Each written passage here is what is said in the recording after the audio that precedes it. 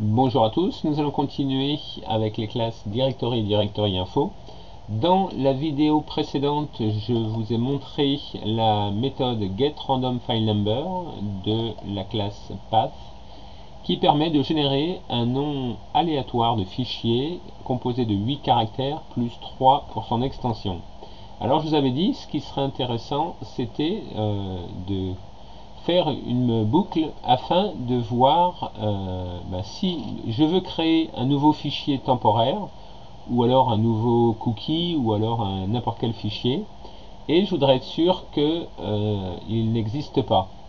Alors comment on fait? Tout simplement on fait un while tant que le fichier existe dans le répertoire getFolderPath de la de Special Folder System. J'ai pris ici la variable système. Et ben il génère un nouveau fichier aléatoire, et tant que ça existe il continue, et dès qu'il trouve un nom qui n'existe pas, alors il continue. Alors pour obtenir un chemin, il y a la classe environnement qui contient l'énumération Special Folder, et si je fais un point ici, vous pouvez voir que il y a plein d'énumérations qui sont toutes les énumérations principales d'un système Windows. Alors il y a Program File pour les systèmes 64 bits, x86 c'est le répertoire x86 pour pour une machine 64 bits, et si vous avez une machine 32 bits, vous n'aurez que celui-là. Vous avez Start Menu, Template, alors ça c'est Common, c'est-à-dire public. Ici les cookies, par exemple si je veux créer un cookie, il faut que je m'assure qu'il n'y a pas un autre site web qui a créé le même nom de cookie.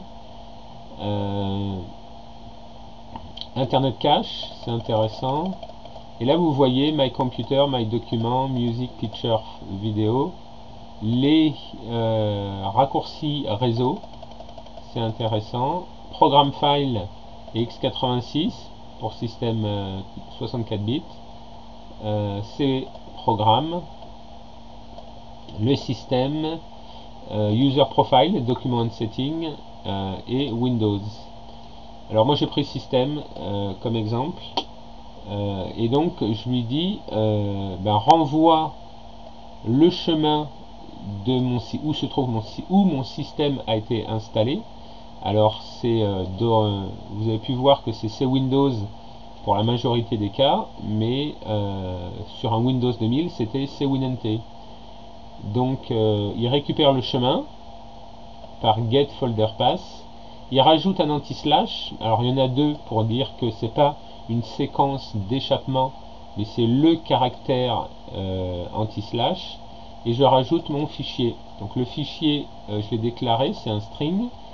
Il va chercher un premier nombre aléatoire, et il dit est-ce que le fichier existe. Si oui, je crée un nouveau nom aléatoire, je l'affecte à ma variable fichier, et je boucle jusqu'à que je trouve un nom de fichier qui n'existe pas dans le répertoire. Ici c'est Windows.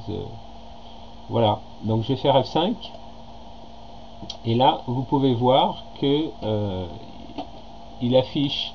Alors moi ici vous avez pu voir, j'ai fait un affiche environnement getFolderPath de système.